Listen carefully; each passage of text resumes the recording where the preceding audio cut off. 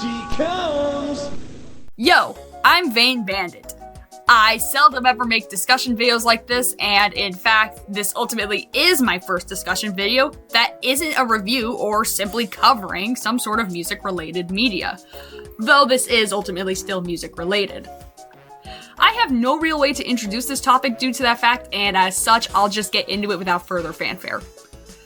The newest KISS Cruise event, the 2026 Landlocked in Vegas run, a continuation of the 2025 run of this event, has been actively developing, as it's all the way in November this year, specifically from November 13th to November 15th, in line with last year's rendition, which ran from November 14th to November 16th.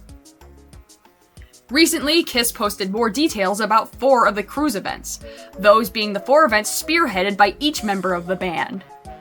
Gene Simmons' private KISS collection show and tell, Paul Stanley's KISS cook-off, Tommy Thayer's KISS Army Live Karaoke, and Eric Singer's KISS Cruiser Drum-Off plus Q&A. On paper and by name, these all sound great, thought out, and really fun to partake in or watch. But the problem comes with one of these in particular when you read the description of the event.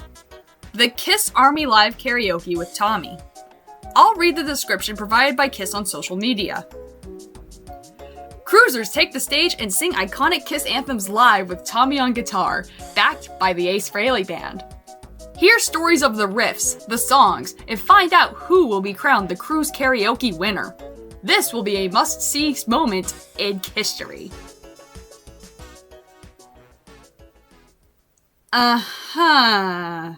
Right. With Ace Frehley's band. Oh boy, where do I begin?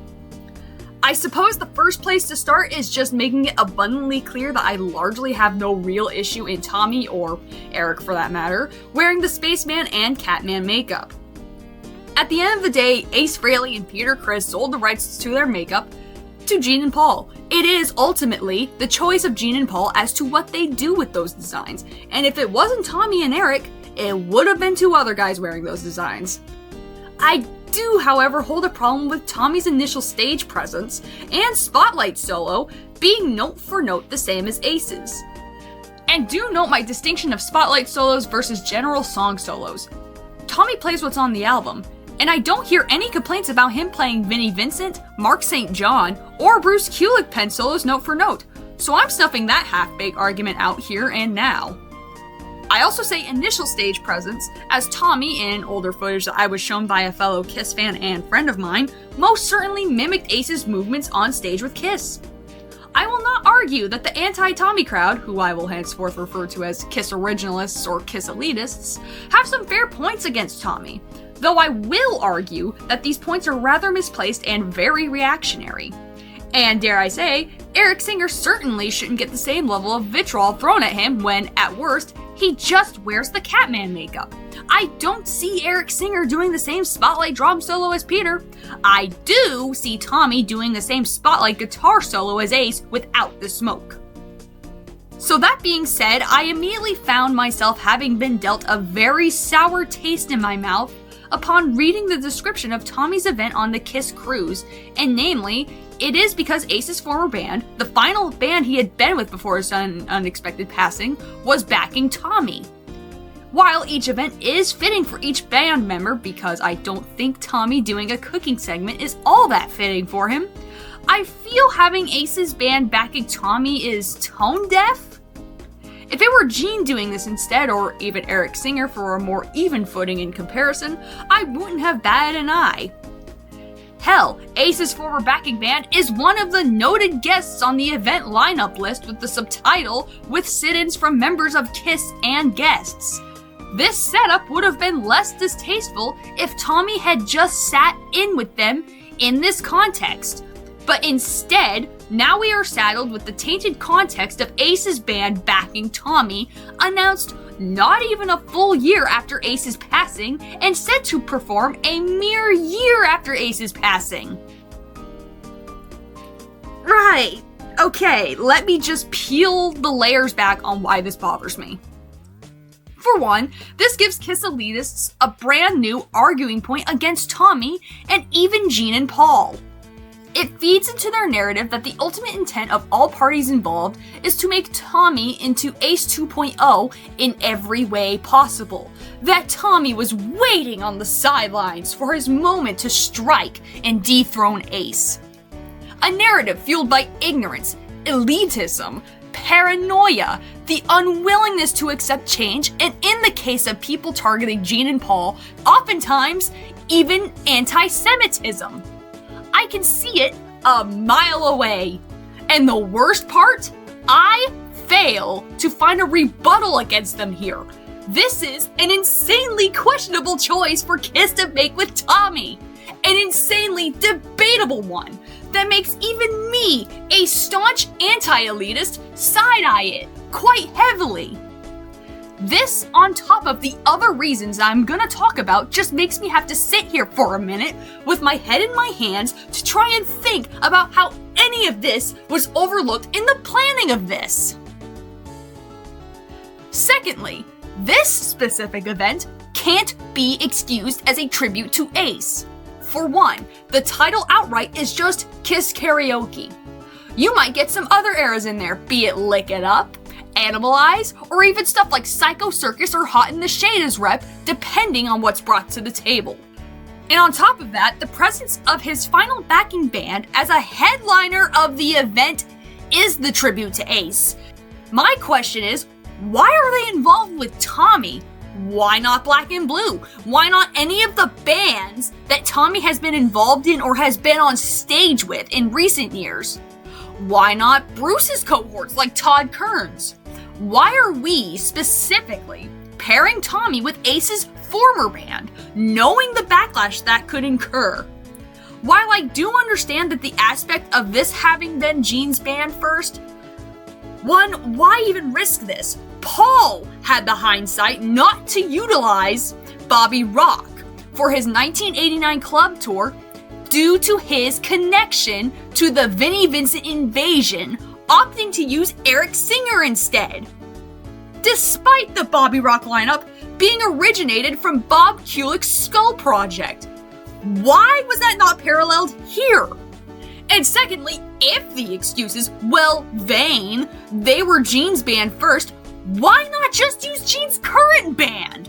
There were so many other options, and yet you went for easily the most divisive and tone-deaf one. Okay, great idea. Thirdly, the fact that this is, again, not long after Ace's passing doesn't help. Would Ace have even approved of this? Was this not viewed by anyone else through a more unbiased lens? That being one that isn't a rose-tinted view because, well, the fans would love it. We're paying homage to Ace. We're elevating his band, which is oh so certainly what he would have wanted. It's been known that despite what he said on shows like Eddie Trunk, for example, Ace held a lot of contempt towards Tommy, whether it was for being in the spot that he considered his, or wearing his makeup design, or for enforcing the rules about having a girlfriend backstage, which, by the way, why is this such an own to people? It makes Ace look like a dick with the full context. Anyways, Ace just didn't like Tommy all that much. While he may not have necessarily loathed him, there were negative feelings there in spite of Tommy making Ace sandwiches, which is the stupidest sentence ever, but hey, Ace said it first. Fourthly, this also reflects badly on Ace's band. Why did they accept this? Why did they not decline this offer? Shouldn't they have understood how bad this makes them look?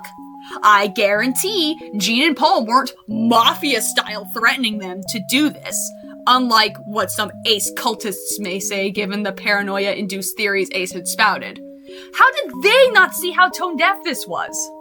They knew Ace personally and had known him for years. Hell, when I saw Ace in 2021, who else did I see? These chuckle fucks. Them paying tribute to Ace is sweet, but backing Tommy for this? Yeah, might send some mixed signals, especially ones that set off the Kiss elitists and the Ace cultists. How many Ace cultists are gonna turn their backs on them for this, I wonder? And fifthly, this reflects badly on Ace, actually.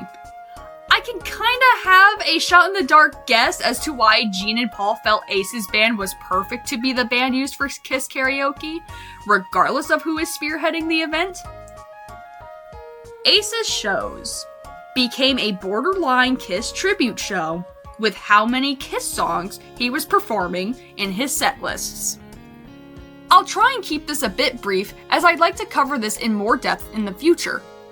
But I do not fucking care for the mindset of just do the hits live when used as an excuse here.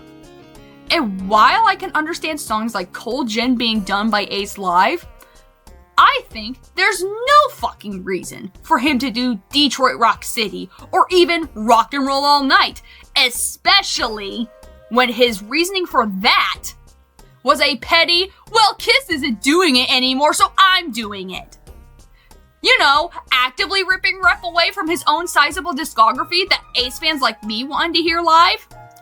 Even Kane Roberts had a better set list in 2012, and his discography was considerably smaller than Ace's at the time.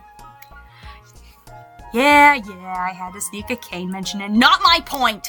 My point is, Ace's band being used as a backup band in a Kiss karaoke event emphasizes just how skewed and unvaried Ace's setlist was by the end of his time here.